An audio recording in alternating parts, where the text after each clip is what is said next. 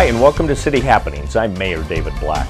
The 9th Annual Twilight Bike Criterium went off without a hitch. You'll hear from the race director. And St. Columbkille Church holds a groundbreaking. We'll take you there.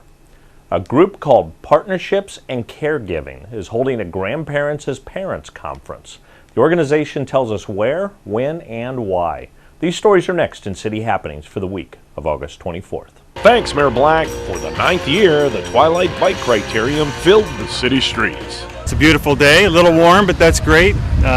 Sun is shining, bike race is going. They'll be coming by any second, so everything's going great. Stursma says the event keeps improving and drawing out-of-staters. I'd like to think it gets a little better every year. We got a lot of out-of-state racers this year. We had a whole contingency come from Colorado, South Dakota, and Iowa. So we're very pleased with the fact that people are willing to travel pretty great distances for a race in Papillion, Nebraska.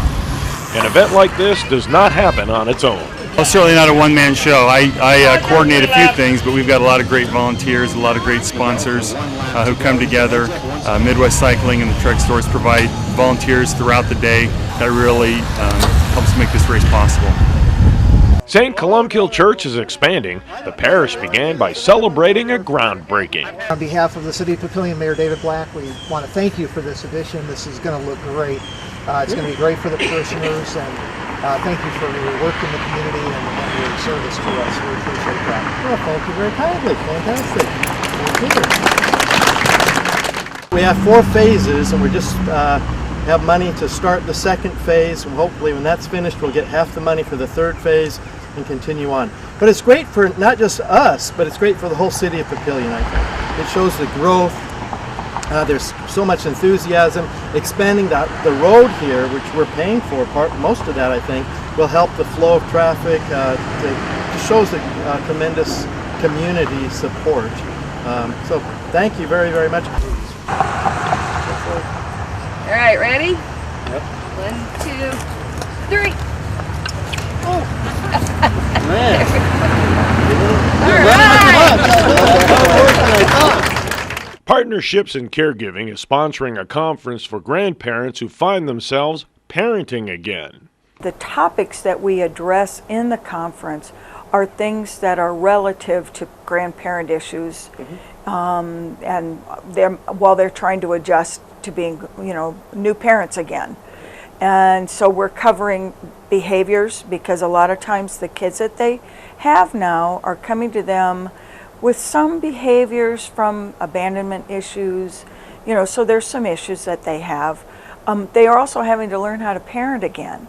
They haven't parented for a long time, so we discuss kind of the trauma for them on parenting again. And we're covering the legal aspects this time. We have a lawyer coming to just go over some of the legal implications that they need to consider, and just it's okay, that they're not alone. We cover that kind of a topic. So it's really centered around what grandparents need to know or want to know more about. Most times, the older people are caring for blood relatives. They're usually taking on their children's children. Now, in some cases, we have people that are taking over nieces, nephews. In some of the Native American groups, it might be a tribal member. May not be a blood relative at all. But I think in most cases, they're nieces, nephews, grandchildren. There's an increase of grandparents stepping in as parents. I'd say there's more, it's happening more than it did before. Maybe it's just because there's more numbers, but we're seeing a lot of issues where, like you said, parents are not able to parent. And so their grandkids end up, maybe they just drop them off at grandma and grandpa's and never come back again.